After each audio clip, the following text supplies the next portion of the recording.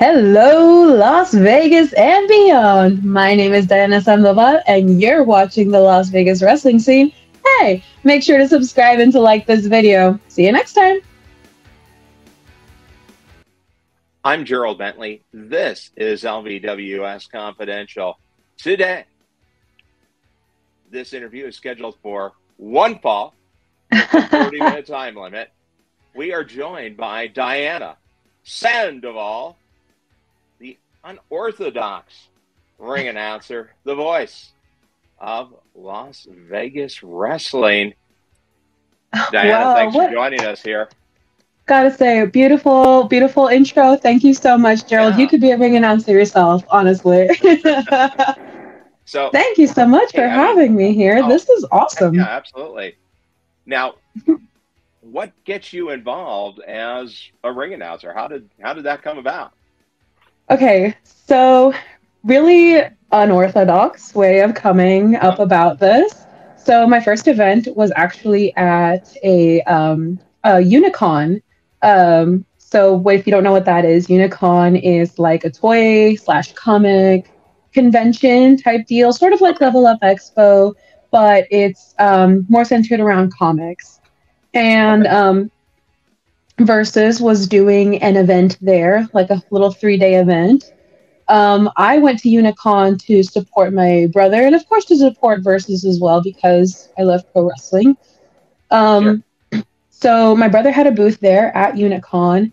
I went. The owners, Kara and Wes, unfortunately got super sick the day before with COVID, so they couldn't make it at all. And my buddy Millhouse was helping run Versus at the time. Millhouse, now the owner of Pride Style. Sure. At the time, he was trying to kind of scramble and get everything together, and he realized that they actually didn't have a ring announcer. And me being one of the lucky ones just in the audience, he recognized me as being G Sharpe's girlfriend and was like, "You could probably do this, right? Do you wanna get a shot at it?" And I was like, "Wow, this came out of nowhere, but sure, I'll take a crack at it." And ever since then, the rest is history. So that's how I got started. Yeah. Okay. Well, it's a good origin story, right?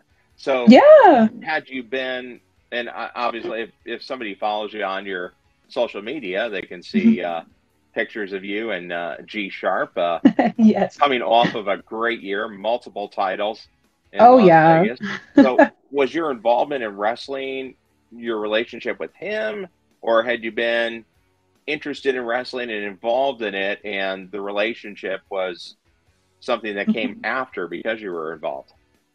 Yeah, it actually became something after I got involved with wrestling. So my brother, he's a super talented artist, and he makes entrance gear for a lot of the wrestlers. Actually, the Shaggy McLevin's vest he made a lot of Chris Bay's stuff. So like the black leather jacket with the opening in the front, that was my brother.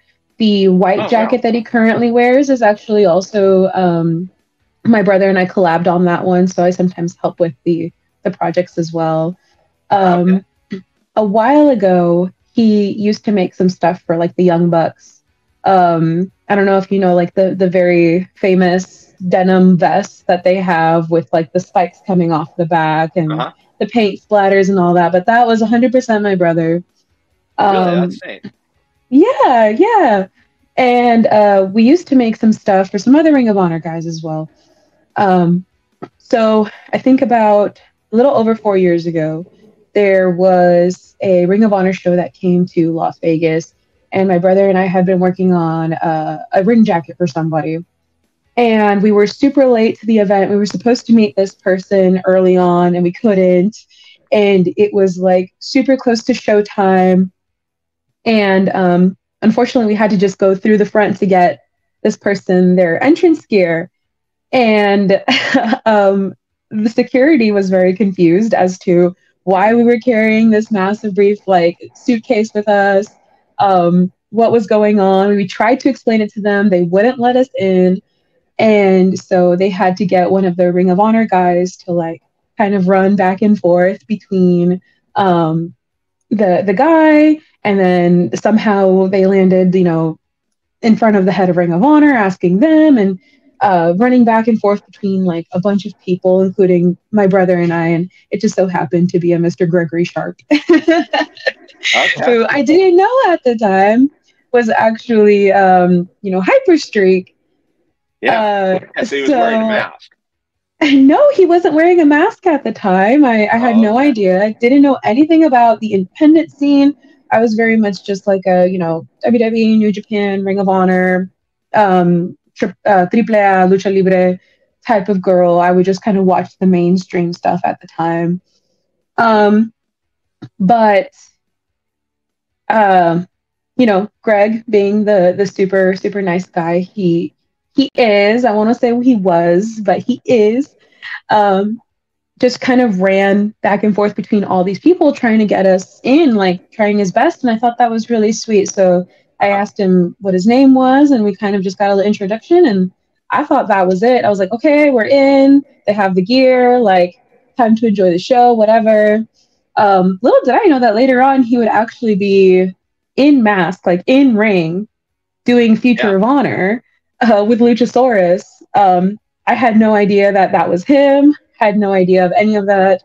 Fast forward a couple of months, and my parents decide just kind of like to have some fun and decided to take me to my first local event. My very, very first local event, which was a Lucha Libre Las Vegas event. I don't know if Lucha Libre Las Vegas is still running or not, but it was a really fun show. And during intermission, this masked man comes up to me and is like, I'm so glad you made it. Like, thank you for coming. And I was like, thanks, man. No idea who you are, but super cool. And he lifts up his masks a little bit, and then he's like, it's me, Gregory from from the Ring of Honor show. And I was like, no way, that's insane. And from there, we just built a relationship. So how long have you been actively wrestling? 2 years. 2 years. Wow. So that's a pretty quick turnaround to be involved in FSW, Pride Style, UWW. What got you to that level so fast? What do you attribute that to? Definitely. I definitely give that to my trainers. Sin, Kenny, Remy, Sharpe, Cody.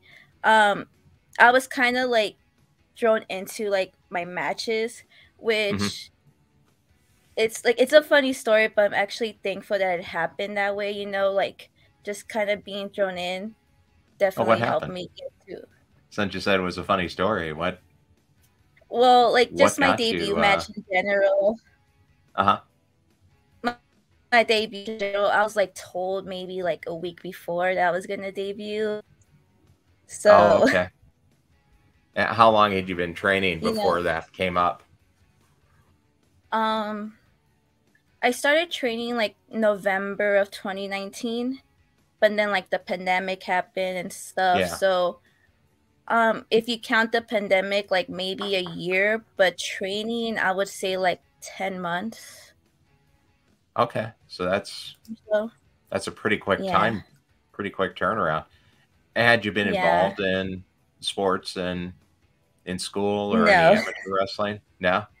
No.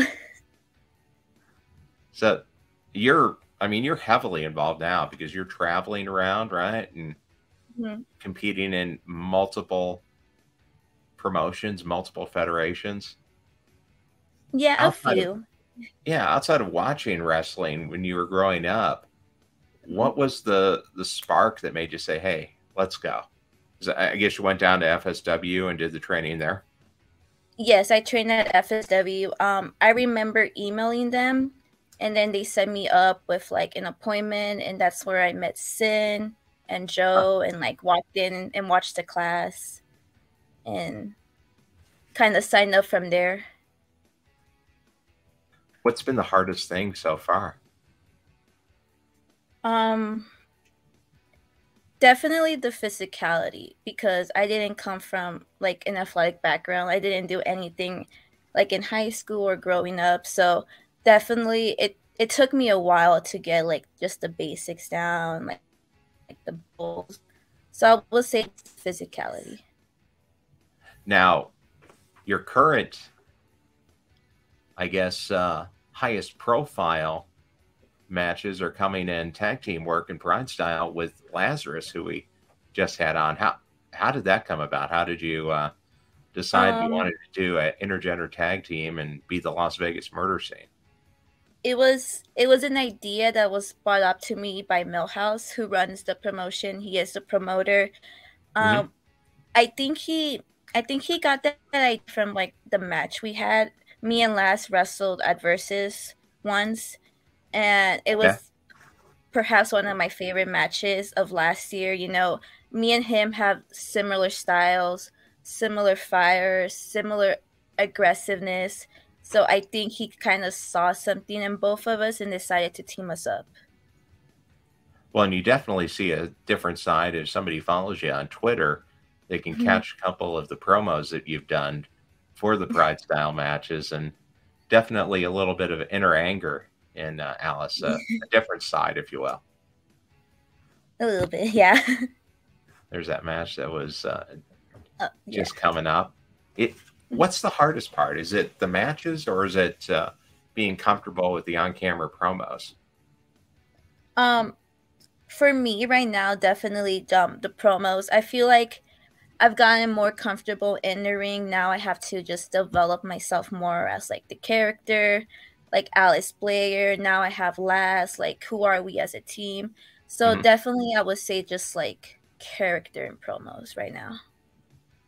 So will you work on that with the trainers? Will they help you kind definitely, yeah. Say that, give you ideas? Sin is like a big promo guy. Also, Kenny King, he's also great at helping. We do run classes on promos, so they definitely do help us. But it's also a lot of just like inner work. Like you have to practice, you have to have these ideas about yourself and like write them down and work with them. But the trainers will definitely help you. I'm Gerald Bentley. This is LVWS Confidential. Tonight, we are joined by one of the pillars of the Las Vegas wrestling scene, Cody Cutthroat Croft. Cody, hey, thanks for joining us here.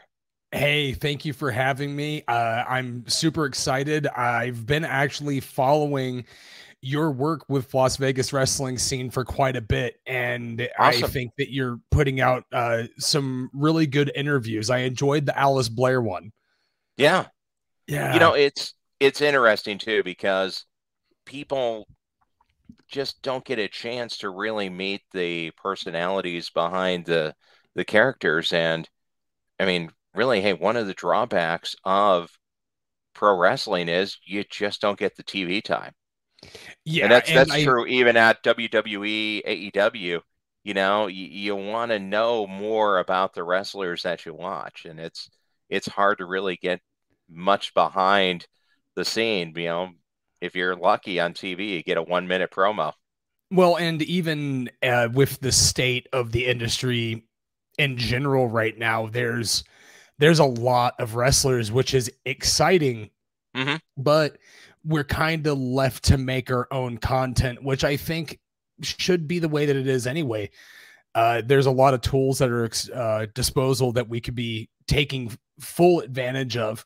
You might have to learn how to edit some video and stuff like that, but that was something that I learned how to do over the pandemic. Is I'm tired of asking people to do stuff for me. I have to do it for myself. So that's a lesson that I hope that people take away, but you help aid that as well as everybody else at the Las Vegas wrestling scene, and y'all are very valued and appreciated.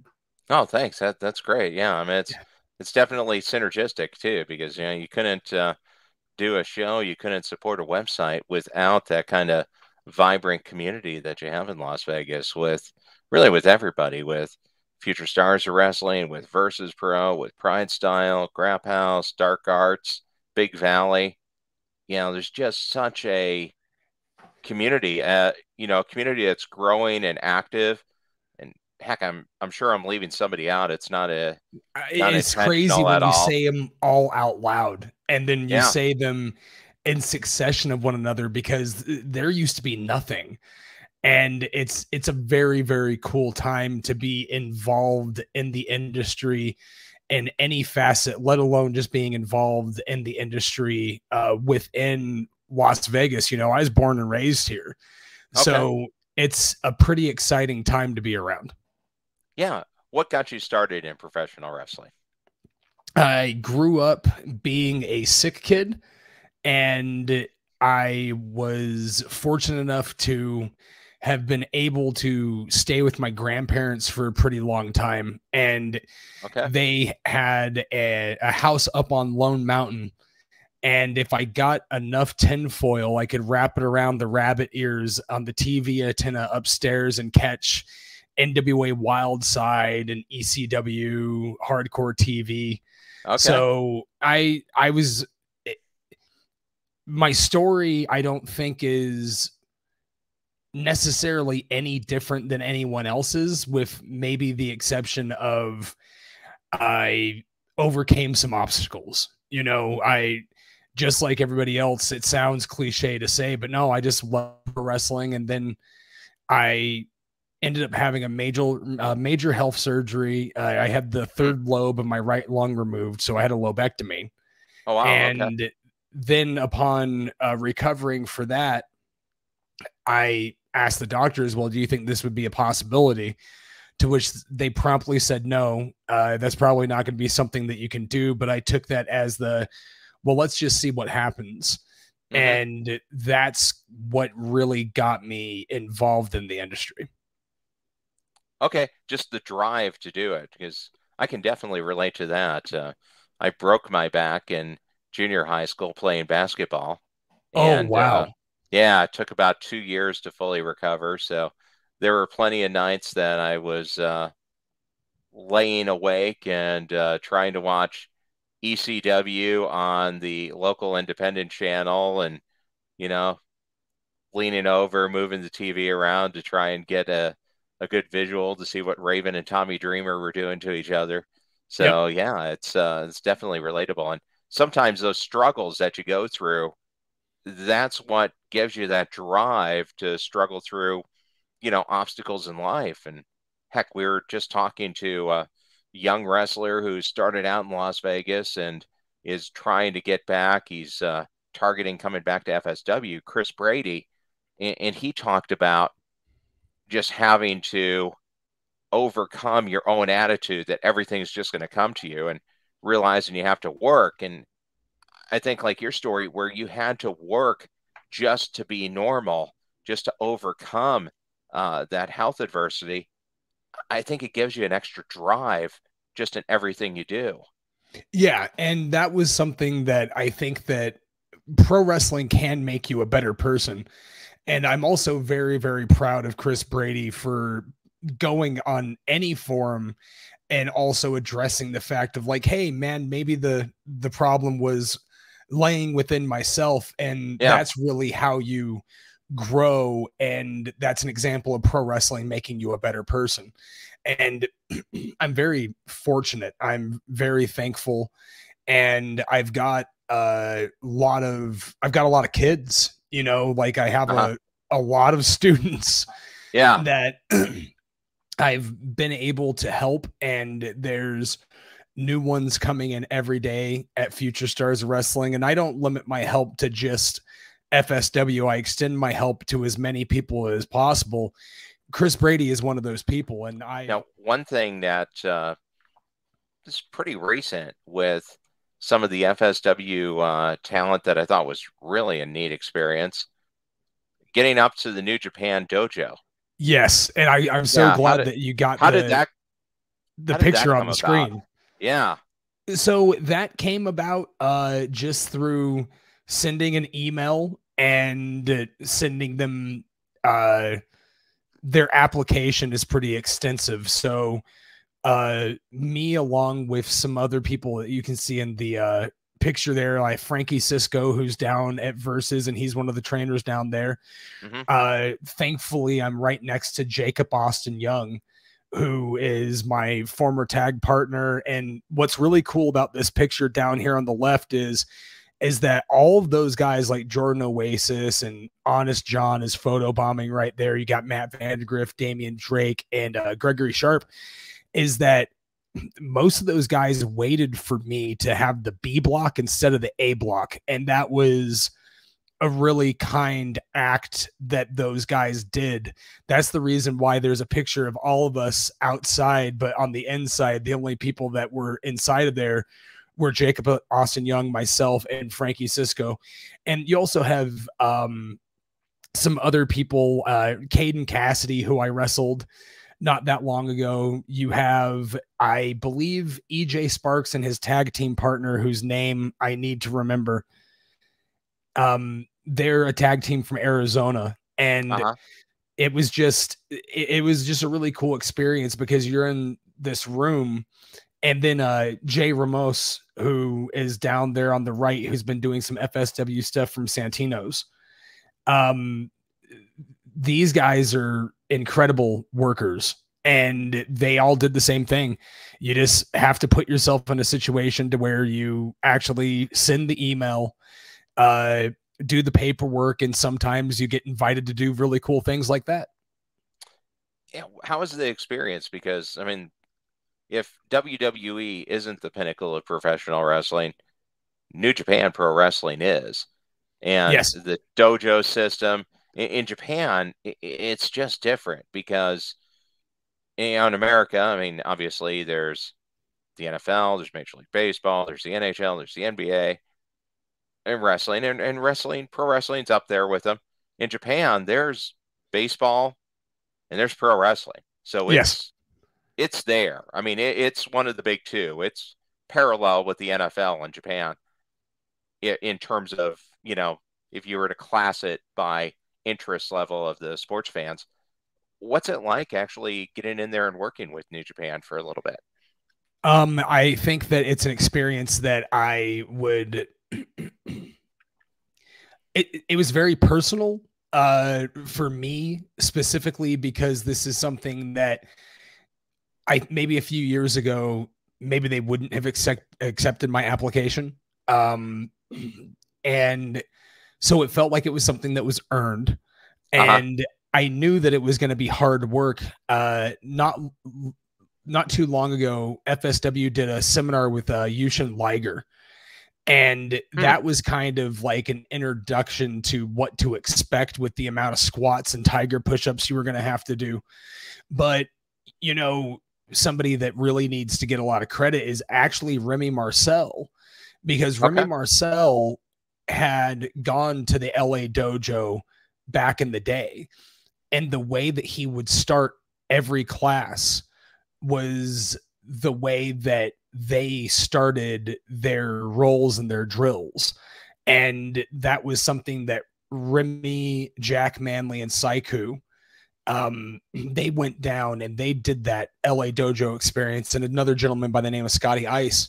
And they came back and they gave all that stuff to us, and it's stuff that they're still doing. So for people like myself and Gregory Sharpe and Jacob Austin Young, who were already kind of molded under the curriculum that New Japan follows, there was a lot of stuff that we knew that we were getting ourselves into. And then there was some other stuff that was very advanced, and athletically, I was even challenged getting through some of it. But as long as you showed enough effort to get yourself through it, you know, you can't be afraid to have egg on your face, you know? So it was a wonderful experience all the way around. And I take training very seriously, to begin with anyway. And there's members of the 600 Club that are running around Vegas, mainly the members of S4TB. When I was training them, we would close out every night with 600 squats. So really? Okay. Yes. So that's something that anyone that spent time with me, you can be assured that I've either made them sweat, cry, or throw up.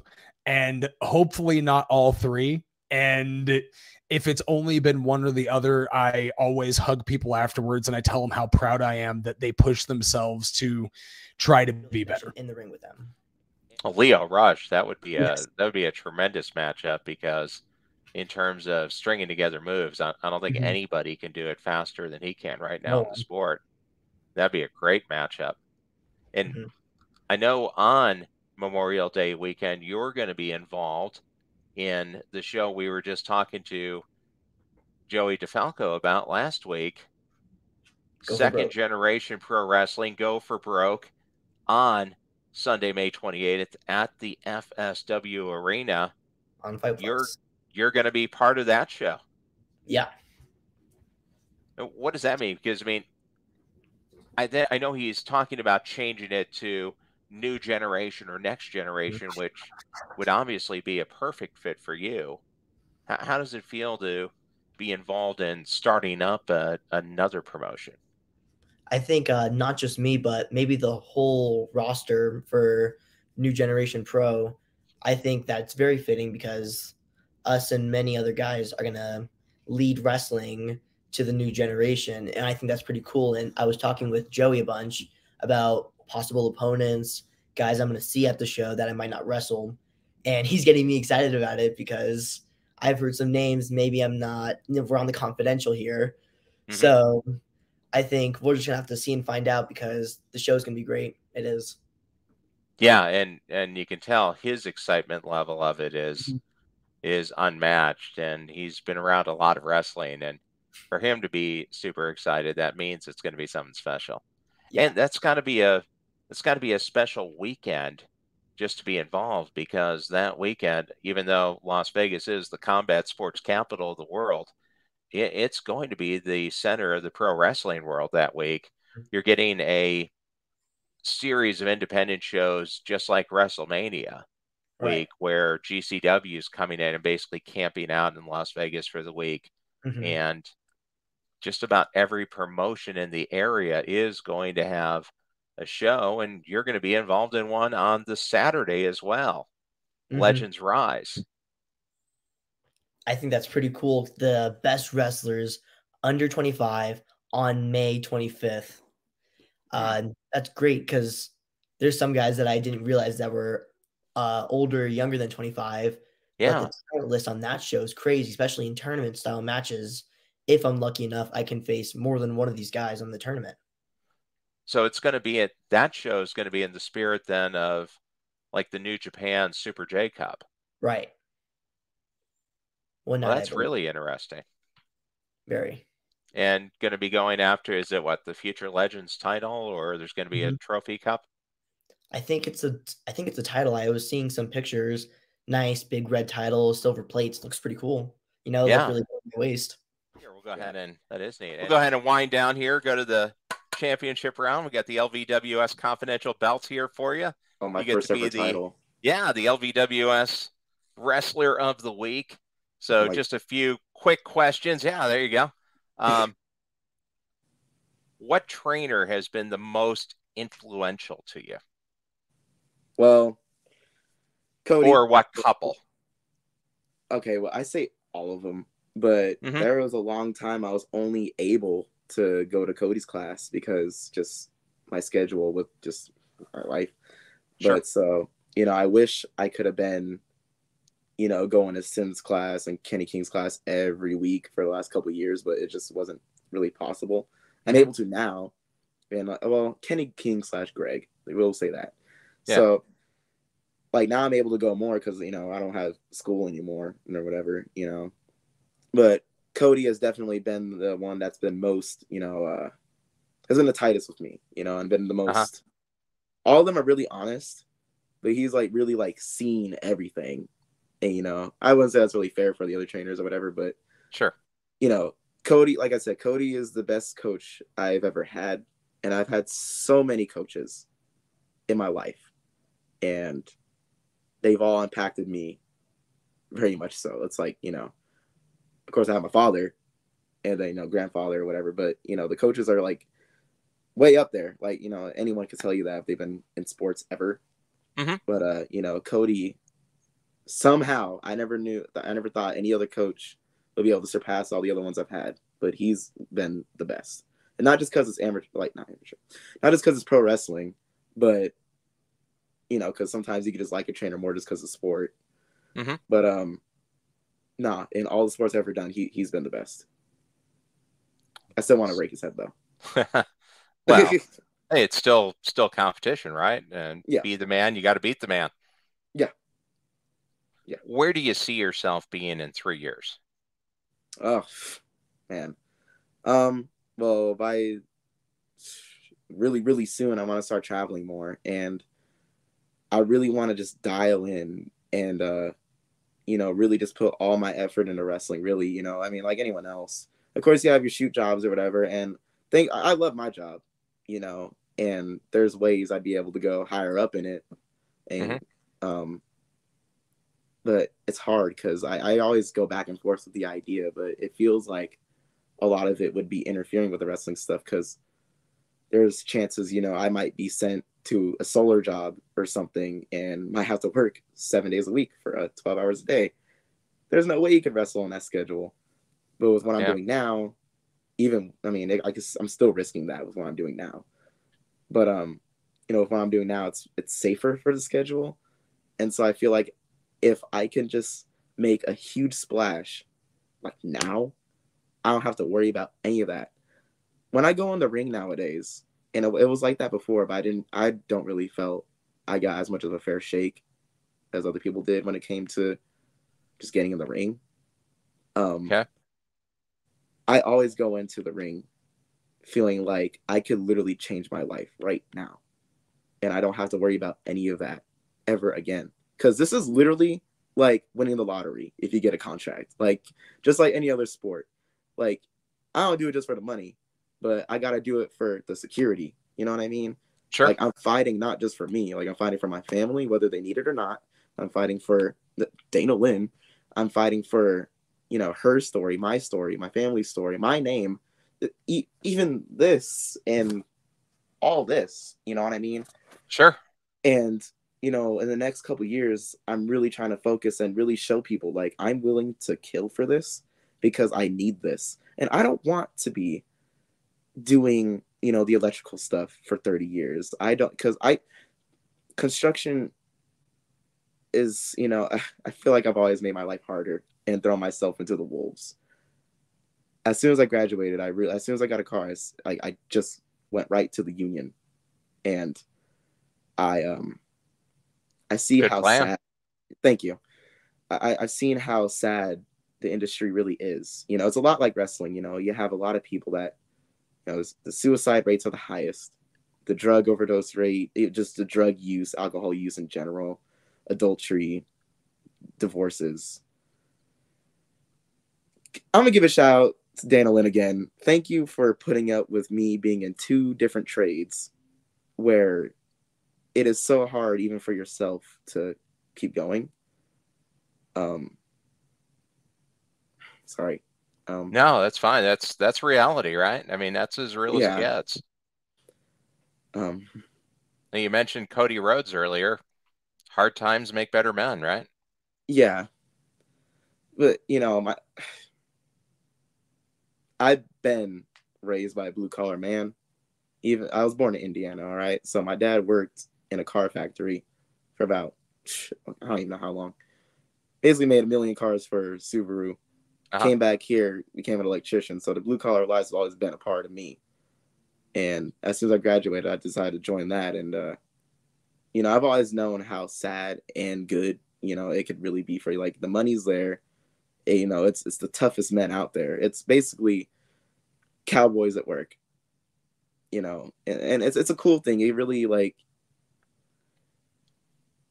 I don't know, you could be really proud of that, but you still see the bad, like a lot of these guys, they never get to see their families really, it's really just like wrestling, and I'm thrusting myself into both worlds and I see the similarities and how a lot of these just, I almost said a bad word.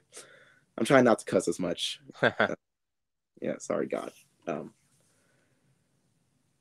Sorry, I'm dragging this a lot, but it's really emotional. No, no. I mean, it's it's reality, real feelings, and Yeah. you have a plan, and you're pushing yourself into two really difficult fields that take tons of training, tons of time, and yeah, doing a good job in both of them. It's really impressive. thank you. I'm just trying to Absolutely, yeah. I'm trying to put on and represent my people. Like you have a lot of characters in wrestling and people that are, like they try to pretend to be rich or whatever. But I'm not afraid to, show that like it's like the low key like backbone of this country, and I'm trying to represent for them and be like one of the few representatives we have. Because I mean most of the guys in this don't have social media or nothing, barely even have a phone. But I feel like if they could see me, whether I'm being a piece of crap or, being a kid's favorite wrestler, either way, it's something. And they can relate to everything that I'm putting out there. And the real men need someone to show, like, the other side of us, and no one else is doing that. And I've been throwing ideas at the wall recently of how I can make content to represent them. Like, instead of just being some pro wrestler and just staying, like, in the little bubble, more like being this guy that just so happens to wrestle to become even bigger. Because I feel like in wrestling, the next big step we're going to be taking as performers in general is like, look at this guy. He's a big content creator. Blah, blah, blah. He does this, he does that. Oh, he just happens to wrestle. And then that company gets bigger from that. Like, look at Logan Paul as an example, right? Sure. It's funny because I'm like the complete opposite of that. I'm not totally into, like, you could see it now just in my social media. Like, ever since my main got hacked by a stupid Nigerian man.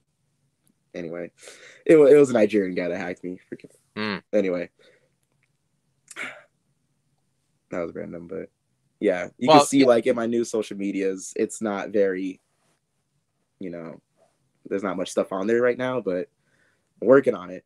Yeah, building. And yeah, I'm world building currently, and it's a lot of thought going into it because at work all the time, but it helps because I can see like what these dudes really relate to and what they need, because you're just another number in there. And you got a lot of guys, ex-cons, guys that have so many stories. And I just want to rep for all of them.